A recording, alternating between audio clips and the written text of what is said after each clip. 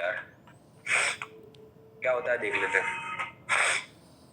Hiba is a term under the Muslim law that refers to the voluntary and unconditional transfer of the property or asset by the donor giver to the donee, received without any expectation of the compensation or return। यानी कि मुस्लिम law के अंदर हिबा क्या है? हिबा का मतलब होता है किसी व्यक्ति को वॉलंटरली यानी कि खुद से और अनकंडीशनल बिना किसी कंडीशन के आप प्रॉपर्टी को ट्रांसफर कर दो, ठीक है, या फिर किसी एसेट को ट्रांसफर कर दो। कौन करेगा? डोनर। डोनर का मतलब होता है देने वाला, और डोनी मतलब रिसिपेंट, यानी कि जो व्यक्ति प्राप्त करता है उसको डोनी बोलते हैं। डोनर डोनी होते हैं। और इसमें किसी प्रकार का कंपनसेशन और रिटर्न एक्सपेक्ट नहीं किया जाता है। मतलब कोई भी, जैसे आप ए नाम का व्यक्ति है, ये अपनी प्रॉपर्टी इसको दे रहा है बी को, तो ये ए कभी नहीं चाहेगा कि इसकी प्रॉपर्टी के बदले मुझे ए कुछ पैसा दे या कुछ भी चीज दे। क्यों? क्योंकि ये तो हमने डोनेट कर दिया, दान में दे दिए, ठीक है। इसे बोलते हैं गिफ्ट, यानी कि हिबा। अनलाइक अ सेल और कॉन्ट्रैक्ट, सेल और कॉन्ट्रैक्ट से अलग हिबा क्या है? हिबा इज अ प्योर गिफ्ट। एक हिबा मतलब पूरी तरीके से गिफ्ट देना। For a gift to be valid a certain condition must B,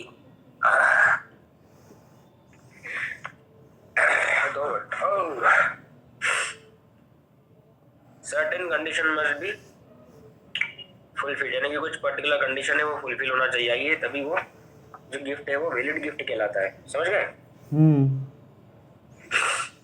क्या क्या कंडीशन? सबसे पहला, डोनर साउंड माइंड होना चाहिए, एज ऑफ मेजोरिटी का होना चाहिए, और जो आप गिफ्ट कर रहे हो वो वॉलंटरीली होना चाहिए, बिना किसी दबाव के होना चाहिए, और फिजिकल या फिर symbolic delivery of the property होना चाहिए। मतलब या तो प्रॉपर्टी आप खुद पर्सनली जाके उसके हाथ में देके आओ, या फिर सिंबॉलिक मतलब उसके नाम पे करो, रजिस्ट्री वगैरह करवाओ, डॉक्यूमेंट बनवाओ। दो तरीके से आप प्रॉपर्टी डिलीवर कर सकते हो।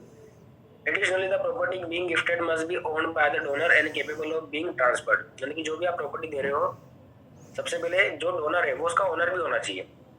ऐसा नहीं कि जो व्यक्ति डोनेट कर रहा हो उसको वो उस प्रॉपर्टी का मालिक ही नहीं और जबरदस्ती तीसरे की आदमी डोनेट कर दे, ये नहीं होना चाहिए। तीसरा, जो प्रॉपर्टी होती है वो प्रॉपर्टी अपने आप में ट्रांसफर होने के लिए केपेबल होना चाहिए। और डोनी जो होगा उसकी सबसे इंपॉर्टेंट कंडीशन क्या है? कि वो गिफ्ट को एक्सेप्ट करेगा। अगर डोनी एक्सेप्ट नहीं करेगा तो फिर काहेगा डोनेशन? मैं आपको बोलूँ कि आप मेरी बाइक ले लो, आप बोलोगे नहीं सर मेरे पास कार है, मेरे को नहीं चाहिए बाइक, तो बात ही खत्म हो गई, काहेगा गिफ्ट? तो एक्सप्लिसिट वर्ड और एक्शन।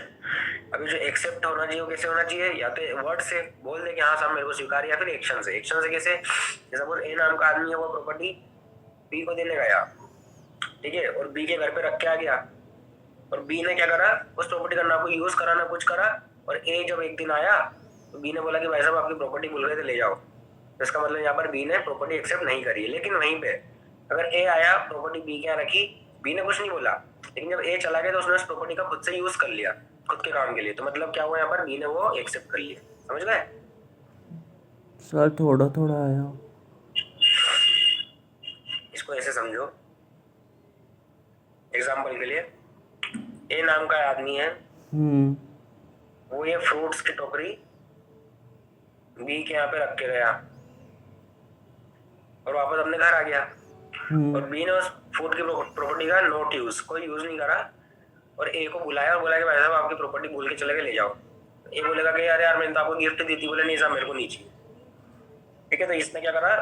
बाय वर्ड्स और बाय एक्शन इस गिफ्ट को डिनाई कर दिया। लेकिन अगर उसकी अपोजिट कंडीशन देखोगे, अपोजिट कंडीशन में क्या होगा? कि ए ने ये प्रॉपर्टी गया, बी के यहाँ दी और वापस अपने घर आ गया, और बी को लगा कि यार ये तो मेरे को गिफ्ट दे गया है, मैं इसको स्वीकार कर लेता हूँ, वो सारे फ्रूट्स खा गया। खा गया मतलब ऐसा एक्शन जिससे पता चला कि बी ने उस गिफ्ट को एक्सेप्ट कर लिया। ठीक है, आ गया? लेकिन जो फ्रूट्स वाला एग्जांपल है, खाली एग्जांपल है, फ्रूट्स कभी ऐसे गिफ्ट में मत करवा देना तुम, ठीक है। इन मुस्लिम लोग गिफ्ट इज इररिवोकेबल, गिफ्ट कभी भी रिवोकेबल नहीं होता। मतलब एक बार आपने गिफ्ट की प्रोसेस कंप्लीट कर दी तो उसको वापस कैंसिल नहीं कर सकते। Meaning once the ownership has been transferred the donor can not take it back, यानी कि एक बार आपने किसी प्रॉपर्टी की ओनरशिप डोनी को दे दी तो डोनर उसको वापस नहीं ले सकता। How the gift may be revoked if it was made with the condition और रिजर्वेशन, यानी कि अगर मान लो गिफ्ट जो है आपने कोई कंडीशन के साथ रखी थी कि भैया अगर ऐसी ऐसी कंडीशन पूरी होगी तभी मैं आपको गिफ्ट दूंगा, या फिर ऐसी ऐसी कोई रिजर्वेशन उन्होंने कर ली कि अगर ये चीज हुई तो इतनी इतनी प्रॉपर्टी का हिस्सा आपको गिफ्ट में आ जाएगा। अगर उसने इससे कुछ कंडीशन या रिजर्वेशन लगा रखे तो आप वापस से गिफ्ट को रिवोक कर सकते हो, अदरवाइज नहीं कर सकते। ये अपन जब पढ़ेंगे ना तब हमको समझ में आएगा। Terms of the gift, terms में क्या क्या है, तो हिबा बिल इवाज, हिबा बिल इवाज मतलब gift in exchange of something, यानी कि गिफ्ट के बदले गिफ्ट। और हिबा शर्त लिबास, शर्त लिबास मतलब gift with the condition of the future return, यानी कि गिफ्ट में तुम्हें आज दे रहा हूँ लेकिन इसके बदले तुम मुझे फ्यूचर में कुछ रिटर्न दोगे। तो दो तरह की गिफ्ट इन्हें बताया कि एक तो गिफ्ट होता है एक्सचेंज वाला, यानी कि जिसको बोलते हैं हिबा बिल इवाज, और दूसरा होता है हिबा शर्त लिबास। शर्त लिबास का मतलब फ्यूचर में अब बाद में मुझे कुछ दोगे, इसके बदले में आपको आज गिफ्ट दे रहा हूँ। ठीक है, अब हिबा समझ लेते हैं हिबा क्या होता है। ठीक है,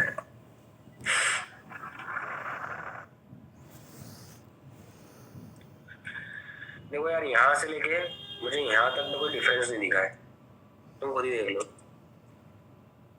ठीक है, गिफ्ट का मतलब होगा साउंड माइंड होगा, फ्रीली गिवन होना चाहिए, और गिफ्ट एक्सेप्ट किया जाना चाहिए डोनी द्वारा। Gift must be something given once, यानी खुद की प्रॉपर्टी होना चाहिए, खुद की ओनरशिप होना चाहिए। गिफ्ट एक बार दे दी तो उसको आप टेकन बैक नहीं कर सकते और रिवोक नहीं कर सकते, इसमें ऐसा कुछ नहीं। अब हिबा बिल लिबास, हिबा बिल लिबास का मतलब क्या है, something is given in the exchange of something. Hiba शर्त लिबास होने की जब आपको फ्यूचर में कुछ मिलेगा, तो सेम ही बात है। डेफिनेशन देख लेते हैं, इसमें कुछ नया है क्या, सेम है, सेम, कोई चेंज नहीं है। Essential condition of the gift, valid gift पढ़ लेते हैं। कैपेसिटी, डोनर कैपेसिटी होना चाहिए, मतलब वो साउंड माइंड होना चाहिए, लीगली कॉम्पिटेंट होना चाहिए, एडल्ट होना चाहिए, 18 साल से बड़ा होना चाहिए, और उसकी इंटेंशन होना चाहिए to make a voluntary gift, मतलब कि वो किसी के दबाव में नहीं करेगा, अपनी खुद की इंटेंशन से वॉलंटरी गिफ्ट देगा। ठीक है, ठीक है। फ्री कंसेंट होना चाहिए, the must must be voluntary without force, pressure और कोर्सन, ठीक है, एक ही बात है।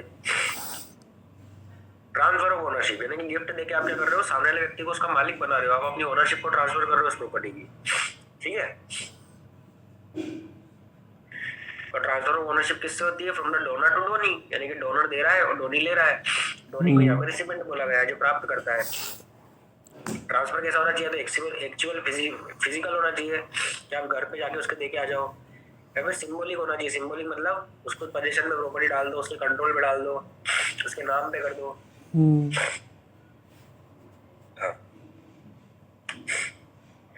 फोर्थ वाला क्या बोलता है, acceptance by the donee, donee जो है एक्सेप्ट कैसे करेगा, the recipient must be accept the gift as explicitly through words और इम्प्लिसिटी थ्रू एक्शंस। दो तरह के सोच सकती है। धोनी वही एक्सेप्ट कैसे करता है कि या तो खुद बोल के कि हाँ साहब मेरे को स्वीकार है, या फिर अपने एक्शन से, वही जो फल के टोपे खा जाता है वो, तो क्या एक्शन से स्वीकार कर रहा है कि हाँ मुझे आपकी गिफ्ट स्वीकार है। फिफ्थ वाला property, property being gifted must be owned by the donor, यानी कि जो प्रॉपर्टी वो गिफ्ट में दे रहा है डोनर की खुद की होना चाहिए, खुद की कंट्रोल में होना चाहिए, खुद की ओनरशिप होना चाहिए। केपेबल ऑफ बीइंग ट्रांसफर, यानी कि लॉ के हिसाब से ट्रांसफरेबल होना चाहिए, अनट्रांसफरेबल नहीं होना चाहिए।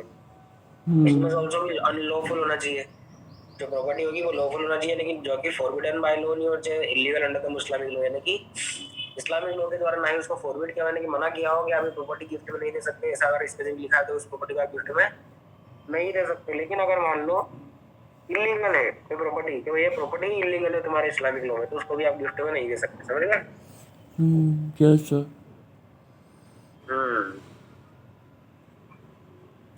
अब उसकी लीगल फॉर्मेलिटी क्या है, कोई लीगल फॉर्मेलिटी, कोई रजिस्ट्रेशन नहीं कराना है, but the gift must be clearly understood and executed according to the donor's intention. कोई रजिस्ट्रेशन को डॉक्यूमेंट बनाने की जरूरत नहीं है, लेकिन जो एक्ट कर रहे हैं डोनर और डोनी, उससे दिखना चाहिए कि हाँ इन लोगों ने गिफ्ट दे कर है। मतलब अगर मान लो एक व्यक्ति है प्रॉपर्टी दे रहा है, उसके बदले पैसे ले रहा है, तो उससे क्या पता पड़ा कि इन्होंने गिफ्ट नहीं करेंगे तो बेची है, लेकिन वो प्रॉपर्टी दे रहा है, पैसे भी नहीं ले रहा है, और सामने वाले व्यक्ति उस प्रॉपर्टी को बिना पैसे दिए उस प्रॉपर्टी का यूज करने लग गया, तो मतलब उसने गिफ्ट करी है, पैसा दिखना चाहिए। आप चाहो तो डॉक्यूमेंट बनवा लो, रजिस्ट्रेशन करवा लो, जो करना है कर लो, लेकिन उसकी जरूरत नहीं है, समझ गए? Yes sir.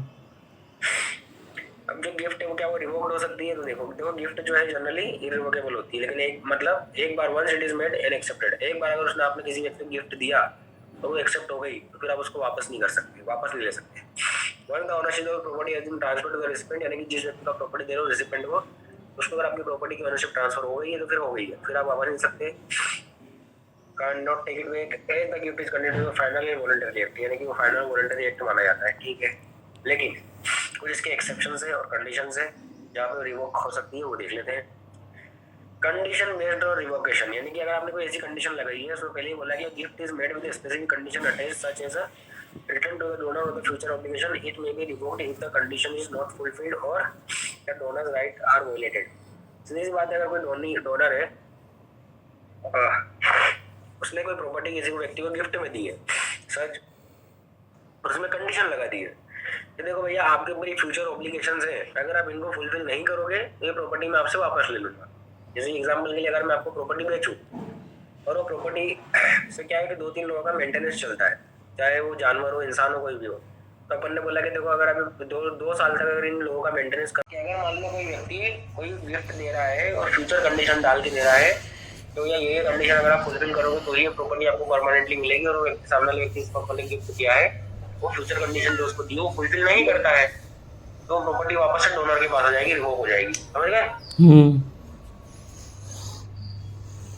सेकंड वाला gift to a minor, gift is made to a minor, अगर मान लो आपने किसी माइनर को गिफ्ट करी, या फिर someone who lakhs of capacity fully own और कंट्रोल द प्रॉपर्टी, यानी कि ऐसा कोई व्यक्ति है जो कि कैपेसिटेड नहीं है, यानी कि उसकी कैपेसिटी नहीं है कि वो प्रॉपर्टी को ऑन कर सके, उसका मालिक बन सके और उस प्रॉपर्टी को कंट्रोल कर सके, और आपने उस व्यक्ति को प्रॉपर्टी गिफ्ट कर दी, डोनेट कर दी है, तो डोनर क्या कर सकता है, may revoke until the recipient attain the legal age और कैपेसिटी। यानी सीधी सी बात है, एग्जांपल के लिए समझना, ए नाम का एक आदमी है, उसने बी नाम के एक आदमी को जो कि 15 साल का है, उसको एक गिफ्ट प्रॉपर्टी गिफ्ट कर दी, ठीक है। अब चूंकि इसकी मेजोरिटी की एज नहीं हुई है, सीधी सी बात है कि प्रॉपर्टी को कंट्रोल करने के लिए अभी लॉफुली वैलिड नहीं है, लीगली कैपेसिटेड नहीं है, तो और इसके 18 साल के पहले होने के 18 साल होने के पहले यानी कि 15, 16, 17 साल के अंदर अंदर ही ए ने इस प्रॉपर्टी को वापस इससे ले लिया, ठीक है, रिवोक कर दिया, तो ए ऐसा कर सकता है। यानी कि अगर किसी व्यक्ति को जो कि लीगली कैपेसिटेड नहीं था, उसको आपने पहले प्रॉपर्टी दी और वो लीगली कैपेसिटेड होता, उसके पहले आपने प्रॉपर्टी ले भी ली, तो ऐसा आप कर सकते हो गिफ्ट। समझ गए?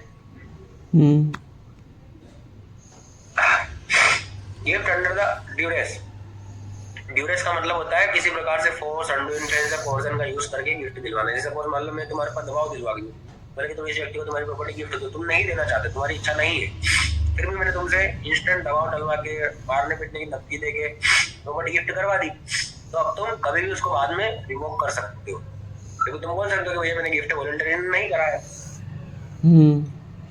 ठीक है। फिर आता है म्यूचुअल एग्रीमेंट। इन सम केसेस क्या होता है कि गिफ्ट में क्या होता है, म्यूचुअल कंसेंट होती है, कि मान लो ए ने बी को प्रॉपर्टी दी, तो बाद में ए को लगा कि नहीं यार प्रॉपर्टी मेरे को वापस चाहिए, इसने बी से बात करी कि भाई प्रॉपर्टी मेरे को वापस दे दे यार, इसने बोला ठीक है ले लो, तो ऐसा भी कर सकते हैं, म्यूचुअली भी एग्री करके प्रॉपर्टी रिवोक कर सकते हैं। समझ गए? सर एक बार माइनर वाला बता देना। माइनर वाला सिंपल सी बात है, माइनर मतलब कौन, जो अभी 18 साल से ऊपर नहीं है, ठीक है, 18 साल से ऊपर नहीं है, मतलब वो कौन हो सकता है, 14 साल का, 15 साल का, 16 साल का, 17 साल का और 18 साल का हो सकता है। अब मान लो ए नाम का एक व्यक्ति है जिसने बी नाम के एक व्यक्ति को प्रॉपर्टी गिफ्ट में दी जिसकी उम्र 14 साल, तो वो उसको जब तक वो 18 साल का नहीं हो जाता उसके पहले पहले उस गिफ्ट को वापस ले सकता है। समझ गए? क्यों ले सकता है? क्योंकि देखो बी जब तक 18 साल का नहीं होगा तब तक वो इस प्रॉपर्टी का मालिक भी नहीं बन सकता, तो जब तक वो मालिक नहीं बना है तब तक उस प्रॉपर्टी को वापस ले लो आप। गिफ्ट की पहली कंडीशन क्या है कि ए नाम का व्यक्ति अपनी ओनरशिप यानी कि प्रॉपर्टी की जो मालिकाना हक है वो बी को देगा और बी उसे एक्सेप्ट कर लेगा, लेकिन बी अभी 18 साल का नहीं हुआ है, मतलब वो मालिक तो बन नहीं सकता, जब तक वो मालिक नहीं बना है तब तक उससे वापस ले लो अगर लेना चाहते हो। समझ गए? Yes sir. आवाज आ रही है?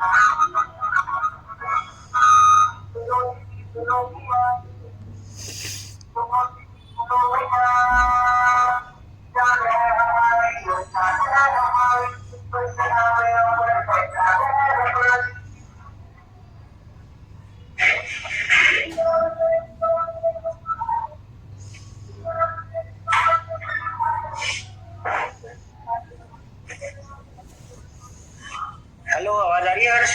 हाँ सर। कैसी आवाज आ रही है? अच्छी सुरीली आ रही है क्या? हम्म। चलो फिर तुम्हें एक गाना सुना देते हैं, है ना? हम्म। हाँ बोल रहे हो क्या? नहीं। Very good. पढ़ाई के टाइम में मजाक पसंद नहीं है मेरे को, ठीक है? हम्म। बहुत सीरियस टीचर हूँ मैं। चलो, ये हो गया। अब अपन को दो पढ़ना है, कंपैरिजन बिटवीन हिबा बिल इवाज एंड हिबा शर्त उल इवाज। वाह यार, फोटो लगा दिया, गजब। हिबा बिल इवाज क्या होता है? हिबा बिल इवाज होता है। और हिबा शर्त उल इवाज क्या होता है? हिबा शर्त उल इवाज होता है। मतलब meaning, a gift made in exchange for something of value. यानी कि अगर मान लो आपने किसी व्यक्ति को गिफ्ट तो दिया है, लेकिन उसके बदले आपने एक्सचेंज में कुछ वैल्यू ली है, कुछ प्रॉपर्टी ली है, तो वो हिबा बिल इवाज कहलाता है। लेकिन gift made with the condition that the recipient will give something in return in future, यानी फ्यूचर में कुछ रिटर्न करने का प्रॉमिस आपने लिया है गिफ्ट के बदले, तो वो शर्तुल इवाज कहलाता है। ठीक है? हम्म। नाम तो तुम बाद में याद कर लेना, खाली बस समझ लो डिफरेंस। इसको बोलेंगे अपन बिलीवाज और इसको बोलेंगे अपन उलीवाज। ठीक है? तो बिलीवाज में क्या है? Involve reciprocal consideration, something in give in exchange for the gift. यानी कि सीधी सी बात है कि अगर आप कुछ something in give in exchange ले रहे हो तो वो क्या कहलाता है? रेसिप्रोकल कंसिडरेशन कहलाता है। यानी कि एक व्यक्ति कुछ दे रहा है, दूसरा व्यक्ति कुछ दे रहा है, इसे बोलते हैं रेसिप्रोकल कंसिडरेशन। ये कॉन्ट्रैक्ट में भी होता है। लेकिन इन्वॉल्व द कंडीशन, उलीवाज में क्या होता है? कंडीशन होती है कि आपको अभी कुछ नहीं देना है, लेकिन फ्यूचर में देना है। समझ गए? नॉट इमीडिएट एक्सचेंज, मतलब तुरंत कुछ एक्सचेंज में नहीं देना, लेकिन फ्यूचर में आपको देना पड़ेगा, ऐसी कंडीशन लगा देते हैं उलीवाज में। और बिलीवाज में तुरंत ले लेते हैं। सिमिलर टू सेल और एक्सचेंज, जो बिलीवाज होता है वो एक सेल और एक्सचेंज की तरह ही होता है, लेकिन उलीवाज में फ्यूचर कंडीशन अटैच्ड होती है, तो ये सेल और एक्सचेंज की तरह नहीं होता है। समझ गए? Yes sir. बिलीवाज में not usually revocable unless there is a breach of the exchange agreement. जो एक्सचेंज एग्रीमेंट होता है उसका अगर वायलेशन हुआ है तो ही जो गिफ्ट है वो रिवोकेबल होता है, वरना जनरली नॉट यूजुअली रिवोकेबल, वरना जनरली वो रिवोकेबल नहीं होता है। कैन बी रिवोक्ड, कब रिवोक हो सकता है? If the recipient does not fulfil the condition, मतलब जो फ्यूचर कंडीशन फुलफिल करने के लिए अपन ने बोला है, अगर तुम उसी कंडीशन को फुलफिल नहीं करोगे तो जो गिफ्ट है कौन सा उल इवाज वाला, हिबा उल इवाज, वो रिवोक हो जाएगा। उसके बाद आता है consider more like a contract than a gift because of the exchange involve. वही मैंने जो बोला था उसमें कि ये सेम कॉन्ट्रैक्ट जैसा है कि आप एक व्यक्ति को कुछ दे रहे हो, उससे दूसरे व्यक्ति से कुछ प्रॉमिस ले रहे हो, कंसिडरेशन ले रहे हो, तो कॉन्ट्रैक्ट हो गया एक तरह से, है ना? लेकिन यहाँ पर क्या हुआ है? उलीवाज में फ्यूचर कंडीशन आ जाती है, so that the transaction remains the gift until the condition is met. मतलब जो भी आपने ट्रांजेक्शन किया है वो गिफ्ट ही कहलाता है जब तक उस व्यक्ति की कंडीशन से आप फुलफिल नहीं कर देते हो। समझ गए? Yes sir. एग्जाम्पल क्या है? Gift property in return for money for another property. क्या एग्जाम्पल दिया है? वाह, इसमें एग्जाम्पल क्या है? ये तो लाइन है जो अपन ने यहाँ पढ़ी है शुरुआत में। इसमें और इसमें क्या गिरा? इनमें एग्जाम्पल ऐसा होना था कि ए नाम का आदमी अपनी 10 लाख की प्रॉपर्टी, 10 लाख की प्रॉपर्टी यानी कि इतनी बड़ी प्रॉपर्टी बी को दे रहा है, और इसके बदले वो एक्सचेंज में कुछ भी ले रहा है, चाहे 10 लाख रुपए नहीं ले रहा है, लेकिन 2 लाख रुपए भी लेवल ले रहा है इसके बदले में, तो वो क्या कहलाएगा? हिबा बिल इवाज। इसका एग्जांपल ऐसे समझो कि सपोज ए नाम के व्यक्ति ने बी नाम के व्यक्ति को बोला है कि मैं आपको मेरी प्रॉपर्टी ट्रांसफर कर रहा हूँ, लेकिन फ्यूचर में आपको क्या करना पड़ेगा? मेरी बहन सी नाम की बंदी जब वो बड़ी हो जाएगी तो आपको उससे शादी करनी पड़ेगी। ठीक है? तो ये फ्यूचर कंडीशन है। अगर आप इससे शादी नहीं करोगे तो फिर ये प्रॉपर्टी वापस मेरे पास आ जाएगी, किसी और से शादी कर ली तो। अब बी ने अगर मान लो फ्यूचर में सी से शादी कर ली तो ये प्रॉपर्टी इसकी रहेगी, लेकिन अगर मान लो बी ने फ्यूचर में डी से शादी कर ली, तीसरी इंसान से, तो फिर ये प्रॉपर्टी अपने आप रिवोक हो जाएगी। समझ गए? Yes sir. ऐसे एग्जांपल समझो थोड़ा, कितना बढ़िया समझाता हूँ मैं। अब्दुल रहीम नूर बेगम, 1936 का केस है, बताओ। in this case a gift was made by the donor to Dhoni. वाह यार, डोनर ने धोनी को गिफ्ट दिया। वाह यार, मुझे लगा प्रधानमंत्री ने राष्ट्रपति को दिया। With the condition that the recipient would return the property or provide something for value in exchange or later। हाँ, जिसमें इन्होंने कंडीशन डाली कि क्या होगा जब भी जो प्राप्त करता है, यानी कि धोनी है, वो क्या करेगा, रिटर्न में कुछ देगा, रिटर्न में एक प्रॉपर्टी देगा या फिर समथिंग फॉर वैल्यू देगा in exchange in later date, यानी कि फ्यूचर डेट। फ्यूचर डेट वाला मतलब कौन सा हो गया, गिफ्ट ही है क्या सर? हर्ष? लेटर डेट मतलब आगे, बाद में। हाँ, तो कौन सा वाला गिफ्ट हुआ ये? सारा इल वाज हुआ कि उल वाज हुआ? उल वाज। Good. A donor argued that the gift was made under Liwaz shart or Liwaz, ठीक है, meaning it was conditional and Dhoni was expected to return something in the future, ठीक है। However, the Dhoni contested that the nature of the transaction, asserting it was standard gift and the condition attached to are not enforceable। अब धोनी है, उसने क्या करा, property ले ली और जो बोला कि जो ट्रांजेक्शन हुआ है ये स्टैंडर्ड गिफ्ट है, नॉर्मल गिफ्ट है, और जो इसमें कंडीशन लगाई है कि मैं फ्यूचर में कुछ दूंगा, ये अनइन्फोर्सेबल है, इसको इन्फोर्सेबल नहीं होना चाहिए, ऐसा धोनी का कहना है। तो वो इशू क्या आया कि भैया देखो, दो तरह के अपने पास गिफ्ट होते हैं, हिबा बिल हिबाज और हिबा उल हिबाज, और कौन सी कंडीशन इन्फोर्सेबल है और कौन सी कंडीशन इन्फोर्सेबल नहीं है, वो अपन को चेक करना है। तो कोर्ट ने बोला कि देखो, जो गिफ्ट हिबा शर्त उल हिबाज है, उसमें कंडीशन क्या होती है कि जो रिसिपेंट होगा वो फ्यूचर में कुछ समथिंग बैक इन रिटर्न देगा, लेकिन नॉट इमीडिएटली, ये क्या हो गया, इन्फोर्सेबल हो गया। But was understood to be a condition that would become relevant upon the happening of the future event, यानी सीधी सी बात है कि कब होगा, जब कोई फ्यूचर इवेंट, कोई कंडीशन अगर आप दे रहे हो तो मतलब सीधी सी बात है कोई फ्यूचर इवेंट पे डिपेंड होगा कि तुम शादी कर लो, पढ़ाई कर लो, ये कर लो, वो कर लो। The court held that such condition does not invalidate a gift, but a donor could revoke the gift if the condition was not fulfilled। तो जो क्वेश्चन था कि जो शर्त उल हिबाज वाला जो गिफ्ट है, क्या वो वैलिड है, इन्फोर्सेबल है या नहीं है, तो कोर्ट ने बोला कि बिल्कुल इन्फोर्सेबल है, क्योंकि ये फ्यूचर कंडीशन बताता है, और फ्यूचर कंडीशन बताने के बाद अगर आप फ्यूचर कंडीशन को फुलफिल कर देते हो तो गिफ्ट आपका है, अगर नहीं करते हो तो डोनर उसको रिवोक कर सकता है। ठीक है, वही जो अपन ने पढ़ा है वो सुप्रीम कोर्ट ने बता दिया है, अपन को सुप्रीम कोर्ट से कम थोड़ी है। तुम जस्टिस डीवाई चंद्रचूड़ हो, मैं जस्टिस सूर्यकांत हूँ, तुम सीनियर हो मेरे। अच्छा क्या? अच्छा हाँ ना।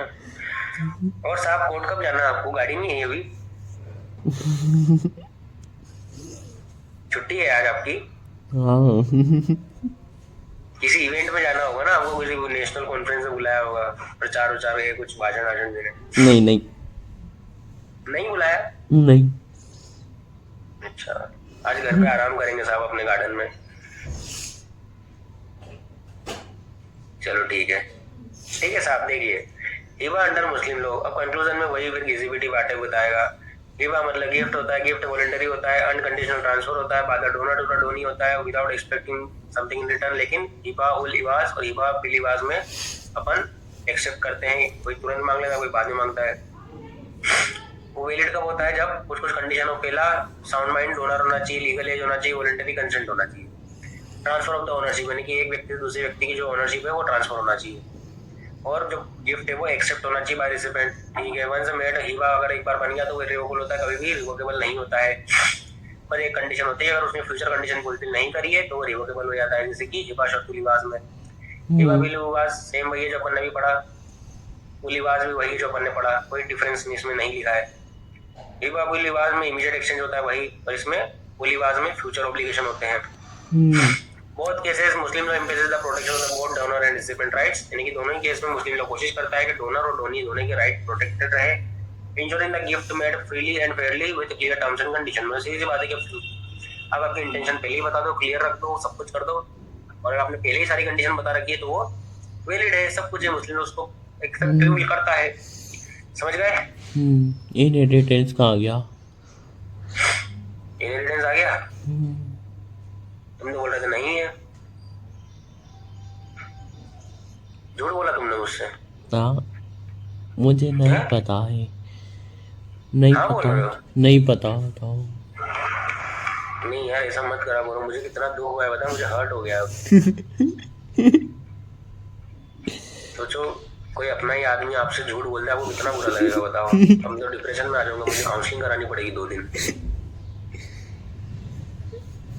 बाप रे बाप, मेरा क्या होगा यार, मेरे स्टूडेंट ने मुझे झूठ बोल दिया बताओ।